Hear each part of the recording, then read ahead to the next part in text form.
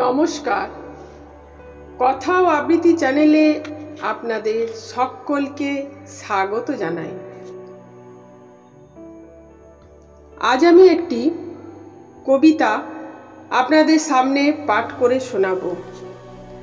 কবিতাটি হলো কাজী নজরুল ইসলামের লেখা এলো ওই বনান্তে পাগল বসন্ত।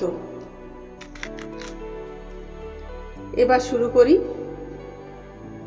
এলো ওই বনান্তে পাগল বসন্ত, বনে বনে মনে মনে রং সে ছড়ায় রে চঞ্চল তরুণ দুরন্ত। বাঁশিতে বাজায় সে বিধুর পরজ বসন্তের সুর, পাণ্ডু কপলে জাগে রং নব অনুরাগে। রাঙা হলো ধূসর দিগন্ত, কিশলয় পর্ণে অশান্ত ওড়ে তার অঞ্চল প্রান্ত। পলাশ কলিতে তার ফুল ধনু লঘু ভার, ফুলে ফুলে হাসি অফুরন্ত।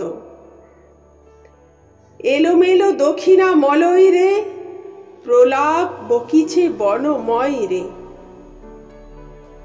অকারণ মন মাঝে বিরহের বেণু বাজে, জেগে ওঠে বেদনা ঘুমন্ত।